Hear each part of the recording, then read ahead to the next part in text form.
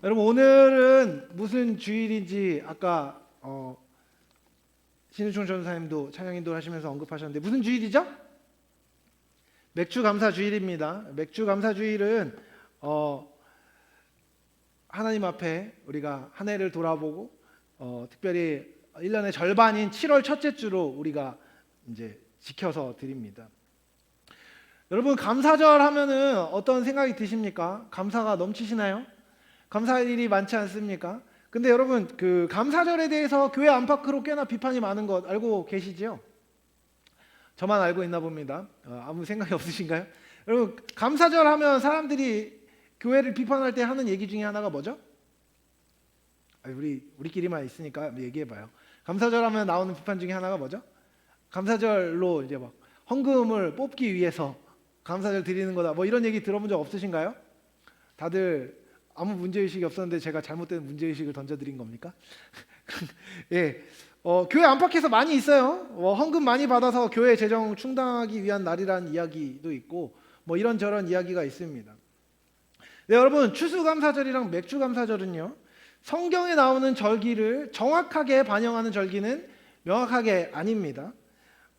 하지만 역사적으로 교회가 성장하면서 교회가 자리 잡으면서 그리스도인들이 스스로의 삶을 돌보신 하나님의 은혜를 기억하고 함께 감사하기 위하여서 날을 정하고 그 날을 정하여서 함께 지키고 있는 절기입니다. 아까 이제 이야기하면서 맥주감사절을 이제 구약에 나오는 절기와 직접 연결시켜서 이야기하는 경우가 참 많이 있습니다. 77절 맥주절과 연결해서 이제 맥주감사절을 지키는 것처럼 이야기하는 경우가 많이 있습니다. 사실은요, 엄밀하게 얘기하면 그것은 정확한 것은 아닙니다. 오히려 맥추절은요, 사실 좀 한국적인 절기라고 이야기할 수 있어요. 한국에서는 보리 추수를 주로 6월 중순이나 말경에 합니다. 그래서 보리 추수를 끝낸 이후 하나님께 수확의 감사를 드리는 절기로 드린 것이 한국 교회의 맥주감사절의 유래입니다. 근데 맥주감사절로 드리기로 하고 보니까 성경에 보니까 뭐 맥주절도 있고 칠칠절도 있고 막 있는데 시점으로는 맞지가 않아요. 하지만 교회 안에서는 분명 이 맥주절을 하나님 앞에 한 해 가운데에서 감사하는 절기로 지키기 위하여서 약속해서 지키고 있는 것입니다. 여러분, 한 해의 중간에 그동안 돌봐주신 하나님을 향해서 한번 돌아보고 감사하는 것은요, 그 자체로 매우 의미 있는 일입니다. 우리의 감사가 태도와 행동 모두에서 드러나야 하기 때문입니다. 여러분, 사실 우리는요, 하나님 앞에 하나님이 우리가 허락하신 것에 대해서 마땅히 감사하지 않는 경우가 많이 있습니다. 우리는 받은 것은 사실 당연하게 생각하는 경우가 많잖아요. 누리고 있는 것은 당연하게 생각하는 경우가 많습니다. 반대로 누리고 있던 것인데 없어지면 매우 불편해하는 경우가 많지요. 여러분, 우리는요, 맥주 감사절이 됐을 때 하나님 앞에 우리의 삶이 어떻게 쓰여지고 있고 어떻게 드려지고 있고 또한 하나님께 어떻게 반응하고 있는지를 생각할 필요가 있습니다. 여러분, 그래서 맥주 감사절에 여러분 헌금을 하는 것은요, 매우 의미 있는 일입니다. 진짜예요. 우리가 함께 재정을 모아서 교회를 위하여서, 교회의 필요를 위하여서 쓰기 위해서 재정을 모으는 것은요, 그 자체로도 의미가 있습니다. 또한 그동안 하나님께서 우리에게 부족함 없이 공급하신 것들을 기억하며 감사하는 마음으로 예물을 드리는 것입니다. 그렇기 때문에 여러분, 감사하는 마음이 없다면 예물을 드리지 않아도 괜찮습니다. 반대로 여러분, 감사하는 만큼 여러분의 삶을, 여러분의 마음을 하나님 앞에 표현하는 것은요, 매우 중요한 신앙의 훈련입니다. 재정 이야기만 하면 민감해지는 사람들이 있습니다. 여러분, 그렇다면 저는 그분들에게 꼭 이야기하고 싶습니다. 여러분 성도라면 여러분의 재정의 주인이 누구입니까? 여러분은 재정을 어떻게 사용하고 있습니까? 돌아보십시오. 하나님과 사람 앞에 부끄럽지 않게 재정을 사용하도록 노력하십시오. 그리고 그 과정 안에서 교회에 여러분이 드려야 하는 헌금에 대해서 깊이 고민하고 생각하고 드려야 할 것을 드리십시오. 전 그렇게 이야기하고 싶습니다. 재정을 통해 할 수 있는 자기 만족적인 행위에만 집중하고 있는 것은 아닌지 돌아보시고요. 여러분의 재정의 흐름에 대해서, 여러분이 돈을 어떻게 쓰고 있는지에 대해서 고민하고 생각해 볼 수 있으면 좋겠습니다. 오늘 주제는요, 탐식입니다. 사실 감사절을 맞이해서 감사절 한 주는 좀 다른 설교 주제로 한번 넘어가 볼까 고민했었는데요. 탐식에 대해 묵상하면서 감사와 깊은 연관이 있는 주제라고 생각하게 되었습니다. 그래서 좀 계속 이어가려고 해요. 탐식의 죄에 대해서 생각하면서 음식을 탐하는 인간의 동기, 그리고 그것이 갖는 위험에 대해서 이야기하고 감사에 대해서도 함께 생각해 보려고 합니다. 물 한 잔 마셨어요? 여러분, 죽음에 이르는 7가지 대죄에 탐식이 들어가는 것은 매우 흥미로운 일입니다. 여러분, 탐식이 진짜 죽음에 이르는 죄라고 묻고 싶지 않으십니까? 왜 죽음에 이르는 죄의 목록에 탐식이 들어갔을까요? 교만, 시기, 분노, 정욕, 이런 거는 사실 조금 우리도 좀 큰 죄라고 생각하잖아요. 근데 여러분, 탐식이 이 죄의 목록에 있다는 것은 좀 놀라운 일입니다. 한창 붐이 일었었던 먹방의 시기가 많이 지나가고 있지만 여전히 먹방은 유튜브에서 매력적인 컨텐츠입니다. 많은 사람들이 눌러요. 대리만족을 느끼려고 특히 제가 사실 얼마 전에 찌양의 유튜브를 봤는데 디저트 이런 거는 오히려 약간 폭망이고 제일 조회수가 많이 나오는 게 고기라고 해요. 고기 먹을 때 고기 막 몇십 인분씩 먹는 거는 막 조회수가 폭발한다고 합니다. 사람들이 먹는 것에 엄청 집중하고 먹는 것에 엄청 감정이입하고 먹는 것에 굉장히 진심인 시대가 오늘날의 시대인 것 같아요. 여러분, 먹는 게, 특별히 먹는 것을 탐하는 게 죄라고 한다면요, 우리가 맛집을 찾아가는 것도 탐식일까요? 어떻게 여기 있는 사람들 다 정죄하고 어떻게 해야 돼요? 어떻게 생각하십니까? 특별히 여기 이제 디저트를 만드는 사업을 하는 사람도 있고, 그렇죠? 커피 사업하는 사람도 있잖아요. 어떻게 지금 죄에 기대어 살아가고 있는 건가요? 뷔페에 가서 여러분 뽕을 뽑아야겠다는 마인드를 가지고 열심히 먹는 거 죄가 맞습니까? 어떻게 생각하세요? 사이먼 레이엄이라는 사람이 이런 이야기를 했어요. 만일 탐식에 대한 그레고리우스 교황의 생각이 맞다면, 다른 말로 얘기하면 그레고리우스 교황이 7가지 대죄를 정한 사람이거든요. 그 사람이 맞다면 프랑스인들은 곧바로 지옥에 갈 사람들이다.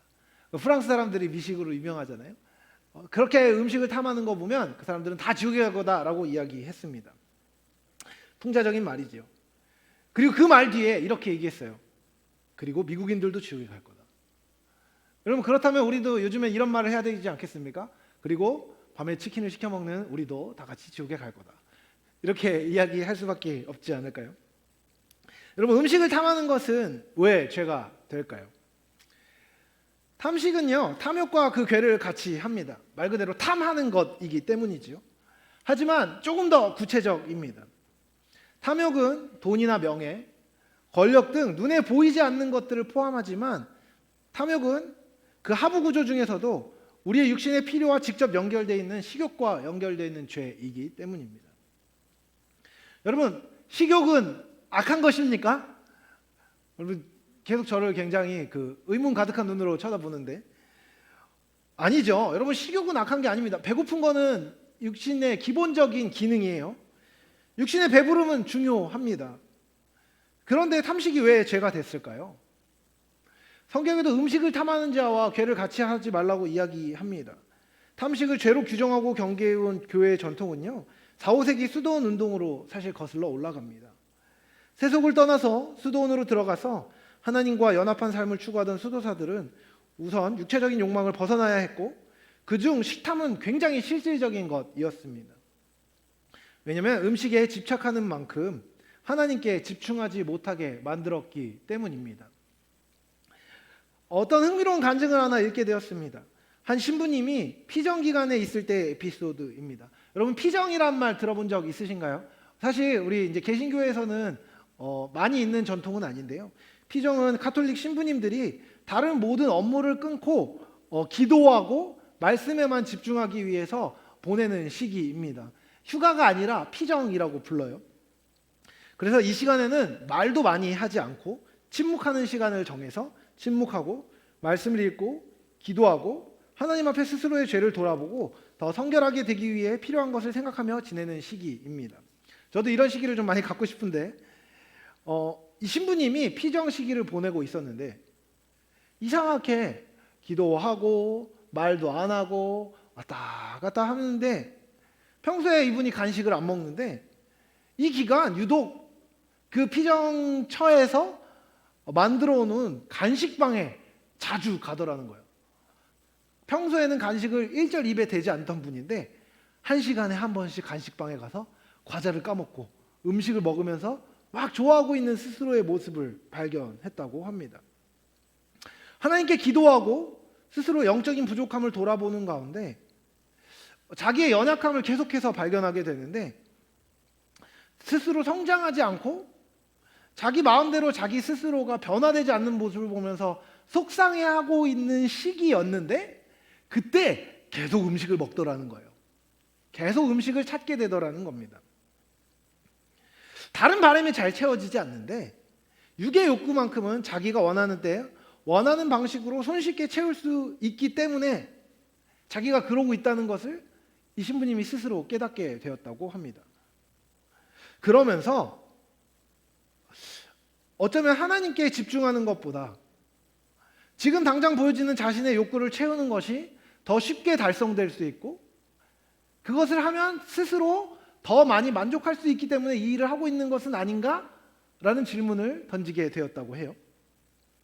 그리고 음식을 탐하는 것은 위험할 수 있겠구나라는 생각을 이 신부님이 했다고 합니다. 여러분, 성경이 탐식을 분명히 죄라고 이야기합니다. 그런데 탐식을 죄라고 하는 이유가 뭐냐면요, 음식을 먹고 즐거워하는 것이 잘못됐기 때문이 아니라 하나님의 요구보다 배의 요구에 더 민감하게 반응하고 순응하기 때문이라고 이야기해요. 다른 말로 얘기하면 하나님께 순종하는 것보다 내 육신의 요구에 순종을 더 빨리 하는 것이 죄라고 이야기하는 것입니다.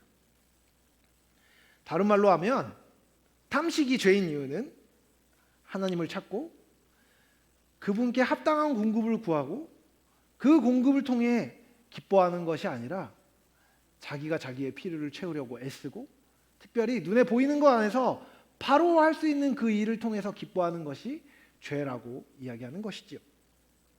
여러분, 탐식은요 우리의 필요와 연결된다는 점에서 굉장히 일상적인 죄입니다. 여러분, 배가 고프면 어떠세요? 기분이 좋아지나요? 솔직히 얘기하면 저는 배가 고픈 것을 매우 싫어합니다. 배가 고프면은 민감해지면서 뭔가 사소한 것에도 짜증이 나는 경우가 참 많아요. 실제로 배가 고프면요 육신의 기능이 떨어지고 더 나아가 정신의 기능도 떨어지게 됩니다. 그래서 이 육신의 피로를 채우고 육신의 감각을 만족시키는 것은요 한편 매우 중요한 일입니다. 제대로 된 음식을 섭취하는 것은 인간에게 당연한 의무이자 책임이기도 해요.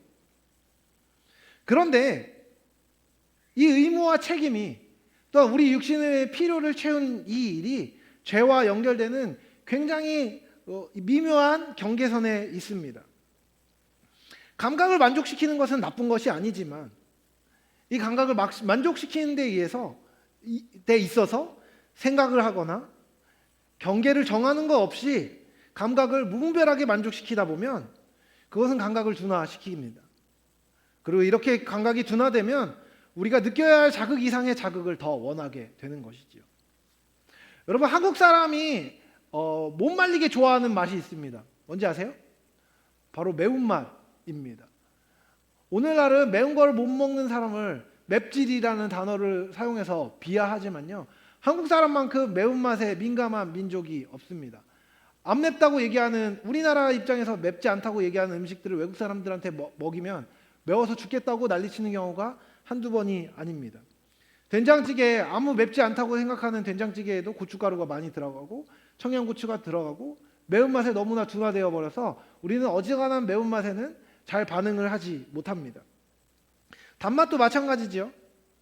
우리가 과자를 많이 먹는 사람은 단 것을 아무리 많이 먹어도 그 단 것으로 말미암아 자기를 만족시키지 못합니다. 자극적인 음식에 중독된 사람은요, 자극적인 음식을 먹지 않으면 감각의 만족을 느끼지 못하고 계속해서 불만을 갖게 되고 더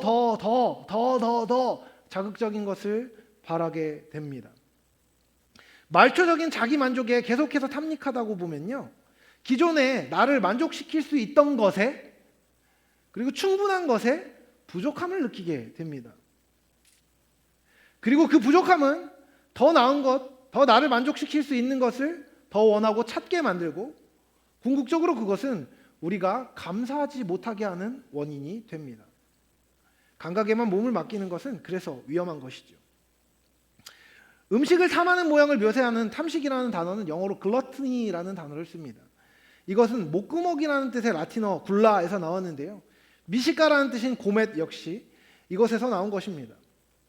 일반적으로 탐식이라고 하면 정신없이 음식물을 목 안으로 집어넣는 것을 연상하지만, 그레고리우스는 6세기 그레고리우스는 이것을 5가지 유형으로 더 세분화했습니다. 탐식을 5가지 유형으로 세분화한 것이죠. 첫 번째는 급하게 먹는 속식입니다. 음식이 곧 없어지기라고 하는 것처럼 재빠르게 허겁지겁 먹는 것. 음식의 맛과 향, 가치를 음미할 사이도 없이 몇 번 씹지도 않고 계속해서 삼켜버리는 것을 속식이라고 부릅니다. 단지 빠르게 먹는 것이 문제가 아닙니다. 사실 이것의 본질은요, 음식을 대하면서 이 음식에 합당한 태도를 갖지 못하는 것입니다. 감사하지 않는 것이 이 속식의 성격입니다. 날마다 일용할 양식을 주시는 하나님을 생각하기보다 내 배를 채우고, 햇빛을 받으며 자란 작물과 과실, 땅과 바다, 농부들의 수고, 그리고 정성껏 요리하여 식탁 차리는 이의 수고를 의식하지 못하고 그저 내 앞에 있는 감각을 채우려고 노력하는 것, 이것이 속식의 속성입니다. 두 번째는 개걸스럽게 먹는 탐식입니다. 음식에 대한 욕심과 집착으로 맹렬하게 더 먼저 더 많이 먹으려는 것이죠. 세 번째는 지나치게 먹는 과식입니다. 배가 부르지만 식욕을 억제하지 못해서 딱 한 입만 더를 외치면서 수저를 놓지 못하는 것입니다. 넷째는 까다롭게 먹는 미식입니다. 조금을 먹더라도 까다롭게 먹는 것 역시 이 탐식의 한 종류입니다. 자신이 많이 먹지도 비싼 음식을 원하지도 않고 그저 소박하게 먹는다고 생각하여 이 가난한 것 좀 제대로 해주면 안 되나? 라고 생각하면서 나에게 수고하게 해서 요리를 차려주거나 요리를 만드는 과정을 비하하고 스스로 굉장히 까다롭게 하면서 다른 사람의 마음을 어렵게 하는 것 역시 탐식의 일종입니다. 다섯째는 사치스럽게 먹는 호식입니다. 실제와 필요와 상관없이 호화롭게 먹는 것 역시 탐식의 일종이라는 것입니다. 여러분, 이 5가지를 제가 열심히 이야기한 이유가 있습니다. 사실 여러분, 사람들이 왜 먹습니까? 먹는 것은요, 단순히 생존의 문제와만 연결되는 것은 아닙니다.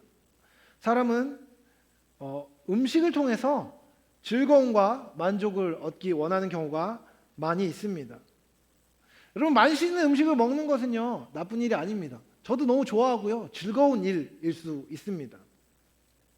하지만 하나님을 떠난 인간이 하나님이 아닌 다른 것을 통해서 즐거움을 찾고자 하는 성향이 있는데, 음식은 이 욕망을 채울 수 있는 훌륭한 방편 중에 하나입니다.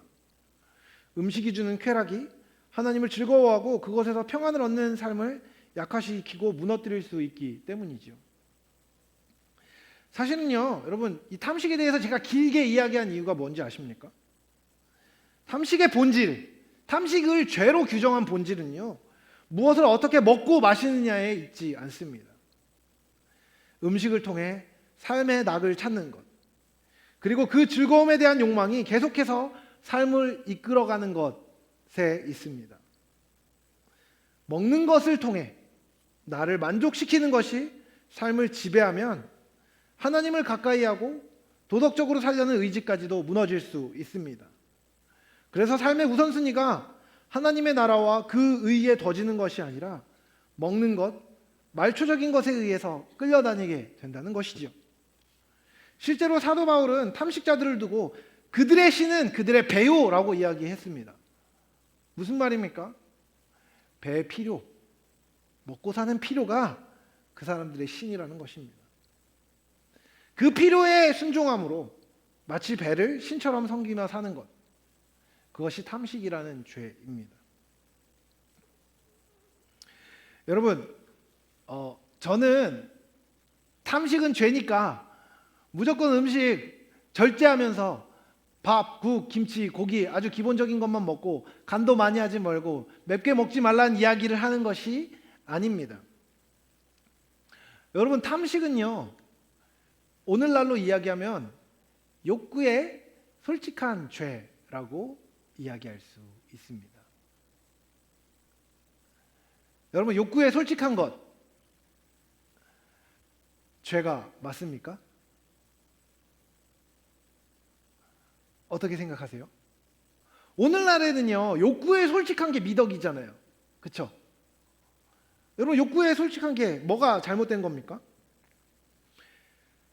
욕구에 솔직한 것이 어떻게 보면 미덕으로 여겨지는 이 시대에 우리는 탐식에 대해서 생각하면서 탐식은 욕구에 솔직한 죄라고 제가 규정했습니다. 여러분, 제가 명확하게 말씀드릴 수 있는 것은 무엇이냐면요, 우리의 참된 필요가 무엇인지, 우리에게 진짜 필요한 것이 무엇이고, 우리가 가져야 하는 것이 무엇이고, 우리가 누려야 하는 것이 무엇인지를 제대로 보기 위해서 지금 내가 갖고 있는 욕구에 솔직한 것이 나쁘다고 이야기하는 것이 아닙니다. 그것은 오히려 필요한 것입니다. 나는 무슨 욕구를 갖고 있고 무슨 필요를 갖고 있는지를 돌아보는 것은요, 절대로 잘못된 것이 아닙니다. 내가 무엇을 원하는지 솔직히 봐야만 내가 원하는 것이 제대로 된 방향인지 아닌지를 알 수 있기 때문입니다. 그리고 그것이 교정돼야 한다면 교정할 수 있기 때문에 우리는 욕구에 솔직해야 합니다. 하지만 여러분, 솔직한 욕구 그대로 살아가는 것은 어리석은 일입니다. 그것은 진리에 잇대어 있는 올바른 길도 아니고 그 욕구가 언제까지 계속 있을 것이 아님으로 말미암아 참된 것도 아닙니다. 우리는 말씀에 잇대어 참된 기준을 세우고 우리가 마땅히 누려야 할 것과 그렇지 않은 것을 경계 긋고 자족해야 하는 것이죠. 여러분, 젊은 사람들, 저를 포함해서 젊은 사람들이 갖고 있는 욕심이 있습니다. 야망이 있죠. 생각이 있습니다. 바램이 있죠. 여러분, 그것이 언제나 나쁘다고 이야기할 수 있을까요? 그렇지 않습니다. 하지만 욕구에 솔직하다고 이야기하면서 본능에 이끌려, 유욕에 이끌려 사는 것만큼 추하고 잘못된 것은 없습니다. 여러분, 저는 여자가 된 적이 없어서 모르겠는데 20대 초반 10대 말에 남자애들이, 저를 포함한 남자애들이 유욕에 이끌려 산다면, 자기의 욕구에 솔직하게 모든 성적인 욕망을 여자들에게 풀면서 산다면 여러분, 그것은 아름다운 삶이라고 이야기할 수 있을까요? 불끈불끈해서 나는 성욕에 솔직하게 사람들에게 성욕을 풀며 살겠다. 추악이 그지없는 것이죠. 잘못된 것이죠. 나는 욕구에 솔직한 사람이기 때문에 야동을 보면서 나를 위로하면서 맨날 그러며 살겠다. 그 정도는 정직하고 멋진 거 아니냐? 아닌 것이죠. 여러분, 아닌 것입니다.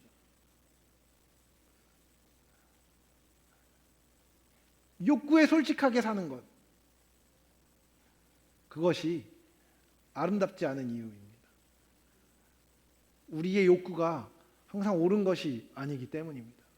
참된 것이 아니기 때문입니다. 여러분, 참되다는 것은 무엇입니까? 참되다는 것은요, 사실 두 가지 측면이 있어야 됩니다. 첫 번째, 참됨은 그 참됨으로 말미암아 기쁨을 계속해서 유지해 줄 수 있어야 하는 것입니다. 계속해서 제대로 된 기쁨을 공급해 주는 것, 그것이 참된 것입니다. 근데 여러분, 우리의 욕구는요, 설령 있을지언정 언제나 참되지 않습니다. 그래서 우리의 욕구 그대로 사는 것이 아니라 우리의 욕구와 욕심과 필요가 제대로 된 것인지를 점검하고 하나님과 사람 앞에 부끄럽지 않은 모양으로 살도록 삶의 방향을 조정해야 하는 것입니다. 여러분, 탐식이라고 이야기하는 죄의 본질은요, 자신의 욕구가 자신을 지배하도록 만드는 것입니다. 욕구에 참됨과 선함과 온전함을 구분하는 것과 상관없이 자기가 원하는 것에 자신의 몸을 맡기는 것, 그것이 탐식이라는 죄의 본질입니다. 여러분, 탐식을 누가 죄로 여길 수 있을까요? 다른 말로 얘기하면 욕구에 충실한 삶이라고 얘기하는 그 삶이 잘못됐다고 얘기할 수 있는 사람은 누구입니까? 음식 낭비를 싫어하는 사람이 탐식을 안 할 수 있는 것입니까? 아닙니다. 오히려 탐식을 죄로 여길 수 있는 사람은 자신의 욕구대로 사는 것이 잘못됐다는 것을 아는 사람입니다. 어떤 의미에서 잘못된 것입니까? 자신의 욕구대로 사는 삶이 자신을 참되게 행복하게 할 수 없다는 것을 아는 사람만이 탐식의 죄를, 자기 욕구대로 사는 사람의 삶을 죄된 것이라고 여길 수 있는 것입니다. 하나님을 향한 갈망을 가지고 영혼의 참된 필요가 하나님께 있다는 것을 깨달은 사람만이 하나님이 아닌 다른 것으로 나를 채우는 것을 죄로 여길 수 있는 것입니다. 여러분, 예배를 드리는 것을 소중하게 생각하고 예배를 하나님 앞에 드리면서 하나님 앞에 온전한 태도로 예배 드리지 않는 것을 죄로 여길 수 있는 사람은 하나님 앞에 예배 드리는 것을 가치 있게 여기는 사람입니다. 제대로 된 것을 알지 못하는 사람은요, 제대로 되지 않은 것이 제대로 되지 않았다고 이야기할 수 없는 것입니다. 여길 수 없는 것이죠. 여러분, 하나님을 누리는 것이 가장 큰 기쁨이고 참된 것이고 하나님의 인도하심을 따라 사는 삶이 제대로 된 삶이라는 것을 알지 못하는 사람은 그렇지 않은 삶을 죄로 여길 수 없는 것입니다. 헛된 기쁨에만 머물러 있는 것이 어리석고 잘못된 일임을 아는 사람만 탐식을, 자기중심성을, 자기 욕심대로 사는 삶을 잘못됐다고 인정하고 교정하는 자리로 들어갈 수 있는 것입니다. 회개하는 자리로 들어갈 수 있는 것입니다. 오늘 함께 읽은 본문 말씀은요, 오병이어 이후 찾아온 사람들에게 예수님께서 하신 말씀입니다. 너희들이 나를 찾아온 것은 표적을 받기 때문이라고. 너희가 나를 본 까닭은, 너희가 나에게 온 것은 너희 배를 불리기 위한 것이라고 말이죠. 여러분, 기억하십시오. 예수님은 사람들이 단순하게 자기를 찾아오는 것을 기뻐하지 않으셨습니다. 올바른 동기를 가지고 올바른 방법을 취하여 올바른 공급을 받기 원하셨습니다. 여러분, 예수님은요, 모든 사람들에게 다 떡을 줄 수 있는 능력을 갖고 계셨습니다. 오병이어가 그것을 보여줬죠. 보리떡 5개와 물고기 2마리로 사람들을 먹이셨습니다. 계속해서 먹이셨죠. 부족함 없이 먹이셨습니다. 12광주리가 남도록 하셨어요. 사람들을 먹이고 사람들의 피로를 채우는 것에 예수님은 관심을 기울이고 계셨습니다. 그런데 그거 아십니까? 예수님은 사람들이 먹고 사는 문제에 집중하는 것을 원하지 않으셨습니다. 오히려 그들이 참된 영혼의 필요를 예수님과 교제하는 가운데 채우기를 원하셨습니다. 예수님을 찾아온 사람들을 예수님이 기뻐하신 것이 아니라 예수님을 찾아와서 예수님이 주실 수 있는 참된 것을 구하는 자들을 기뻐하셨다는 것입니다. 여러분, 이것은 무엇을 의미하는지 아십니까? 여기에 있는 모든 사람들을 예수님이 기뻐하지 않으실 수 있다는 것입니다. 우리가 이 자리에 지금 앉아서 예배드린다는 것이 하나님과의 관계를 보증해 주지 않습니다. 죄송한 말이지만 여러분, 말씀을 듣는 가운데 여러분이 그냥 앉아 있는 것은 죄송하지만 아무 의미 없습니다. 여러분의 영혼이, 여러분의 정신이 깨어서 하나님으로부터 오는 말씀을 듣고 내 삶이 하나님과 연결되고 예수 그리스도와 참된 교제를 누리기 원하는 바람이 없다면 여러분의 영혼은 죽어가고 있는 것일지도 모릅니다. 여러분의 마음이 하나님과 있다 있지 않다면, 그리고 헛된 것을 계속해서 쫓고 있다면, 눈에 보이는 떡만 먹기 원한다면 그것은 탐식의 죄를 저지르고 있는 것이고, 그것은 죽음에 이르는 7가지 죄라고 불릴 만큼 심각한 죄인 것이죠. 제가 청년들에게 사실 몇 달째 부드럽게 계속해서 이야기하고 있습니다. 여러분, 예배 시간 10분 전에 나와서 기도하고 예배할 준비를 하라고 말입니다. 여러분, 이 자리에 나와서 여러분 하나님 앞에 참되게 기도하며 하나님의 은혜를 구하고 있습니까? 참된 마음을 드리고 있습니까? 여러분, 탐식이라는 죄에 대해서 이야기하면서 제가 음식 얘기만 할 거라고 생각하십니까? 여러분의 영혼이 어디를 향하고 있는지 저는 묻고 있는 것입니다. 여러분, 이 자리를 여러분이 채우는 것 전 너무나 소중하게 생각합니다. 중요하게 생각합니다. 한 사람 한 사람이라도 좀 더 와서 하나님을 만나기 원합니다. 근데 여러분이 이 자리에 앉아서 여러분이 하나님과 참되게 교제하고 있지 못하다면 저는 큰 책임감을 느끼고 계속해서 여러분에게 촉구해야 합니다. 마음을 돌이키라고 말이죠. 여러분 마음대로 하고 있는 잘못된 행동에서 돌이켜서 하나님의 법을 향해 살라고 말입니다.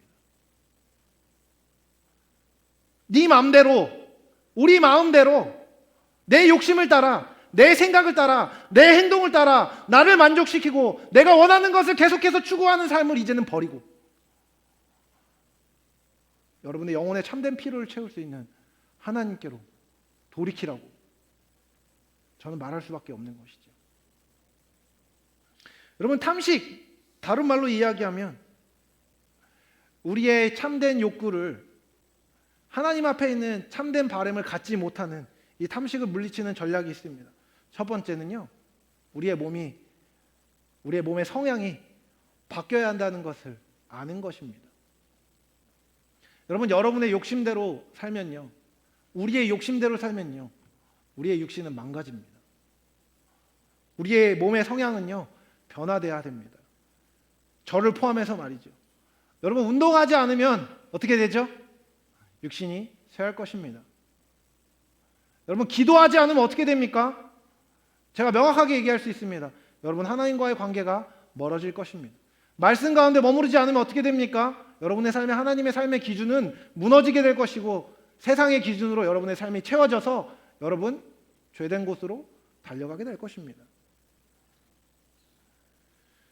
우리의 육신의 필요는 채워져야 하지만 영의 필요, 혼의 필요가 제대로 채워져서 우리의 영혼육의 성향이 바뀌어야 하는 사람임을 깨닫고 그것을 바뀌기 위해서 그것이 바뀌어지도록 주님 앞에 구해야 합니다.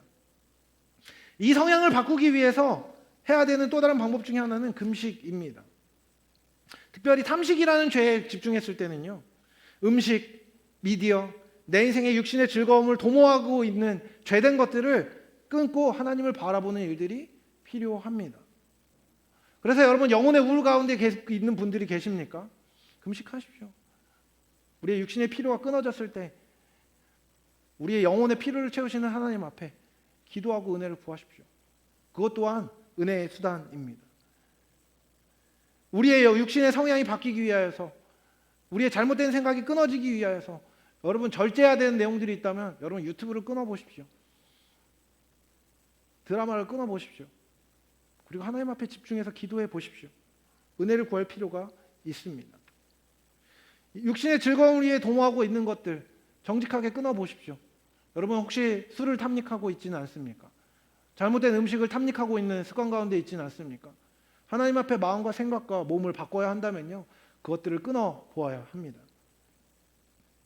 그리고 내가 누리고 있는 것들을 감사하는 마음이 필요합니다. 이를 위해서 감사 노트를 적거나 감사의 목록을 정리해 보십시오. 그리고 그것이 여러분에게 만족할 만한 것인지를 잘 달아보고 주님 앞에 반응하십시오. 이런 것들이 이루어진 뒤에는 이제 다른 사람에게 베풀고 나누는 구제를 행해 보십시오. 나의 영혼, 나의 육신, 나의 생각의 필요뿐만 아니라 그 다른 사람의 필요도 나를 통해서 채워질 수 있다는 것을 생각하고 여러분의 손을 다른 사람에게 뻗는 일들이 필요한 것입니다. 말씀을 마무리하려고 합니다. 여러분, 오늘 제가 욕심에 대한 이야기를 했습니다. 우리의 영혼의 욕심을 따라 잘못된 삶을 살면 우리의 육신과 영혼과 마음은 죽어지는 자리로 가게 될 것입니다. 반대로 우리의 삶이 변화되어야 하는 것을 깨닫고 주님 앞에 우리를 변화시키실 수 있는 주님 앞에 우리의 영혼 육을 가지고 나아가면요, 감사의 제목이 생겨나게 될 것입니다. 우리가 원래 죽을 수밖에 없고 우리가 원래 망해져가는 삶을 살 수밖에 없는 사람인데 여기까지 지금까지 인도하시고 계속해서 공급하신 하나님을 바라보는 믿음을 가질 수 있는 것이죠. 여러분, 제가 죄에 대한 설교를 계속해서 하고 있는 이유가 뭔지 아십니까? 그 죄에 집중해서 죄에 매여서 묶임받은 것들을 끊어버리고 참되고 유익하고 아름다운 삶을 우리가 함께 살기 원하기 때문입니다. 여러분, 악한 습관들, 잘못된 마음들 이제는 끊어버리십시오. 주님 앞에 나아가서 은혜를 구하십시오. 그때 하나님께서 모든 것을 용서하시고 새롭게 하시며 우리의 육신과 영혼의 성향을 변화하게 하셔서 마침내는 예수 그리스도를 더 많이 닮아가는 자리로 우리를 불러주실 것입니다. 그리고 그것을 누리기 시작할 때 우리의 삶에 감사가 넘칠 줄로 믿습니다. 그 은혜를 누린 여러분이 되시길 사랑하는 주님의 이름으로 축복합니다.